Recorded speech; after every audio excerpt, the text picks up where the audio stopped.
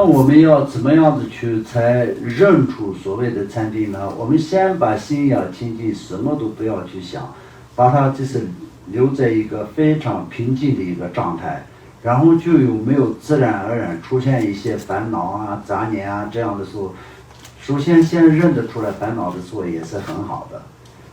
你就是要打坐做的时候呢，就是认出一些有什么烦恼的情况下，那这也是相当也是一种进步。那不然我们平常的时候就是有许许多多的这个烦恼都是认不出来的，杂念也是不断的会产生，但是我们也认不出来的。所以我们在这个打坐的时候呢，就是分别有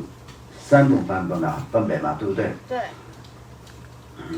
凡夫行的禅定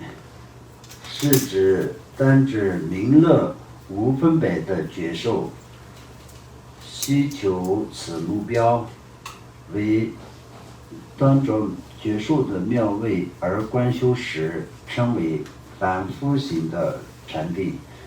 所以我们就会得到一点点好像就是烦恼也比较少一点点，然后修持禅定的主要的功德就是会得到智慧、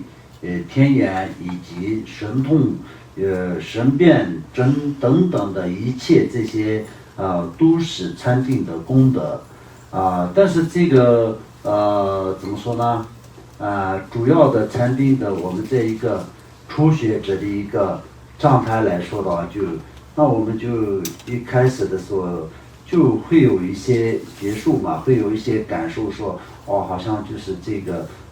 非常轻松，或者就是你轻松也是没有办法说出什么真正的这个什么原因，那就是会有一种这种的感觉嘛。那这种感受的时候，一直都是为了这种感受，然后一直又作为这个是作为目标的，也这样的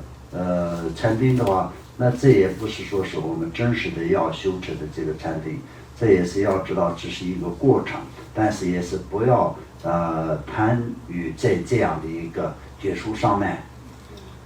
因为我们很多人就是说这个可能是因为打坐这个禅定的方面是非常的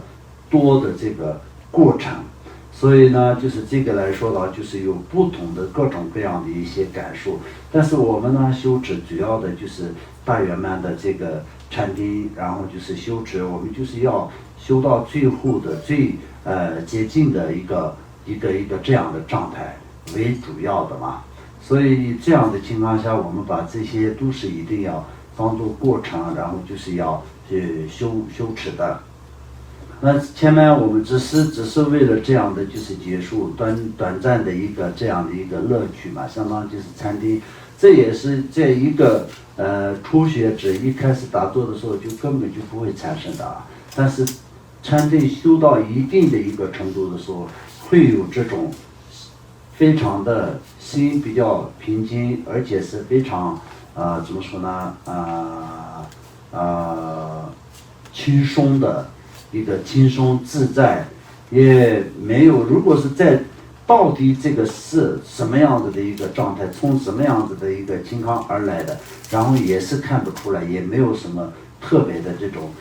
怎么说呢，那个明白的地方也不是很明确，也是一种感受嘛。但是这个也是一定的达到一定的程度才有，但是到了这种程度的时候呢，这就是已经是打坐成功了吗？这暂时已经入定了吗？这就是我们真正的最后的能够获得禅定的般若的这个最后的这个结果吗？当然不是，因为这来说的话，也是只是一个反复性的一个禅定的一种方式。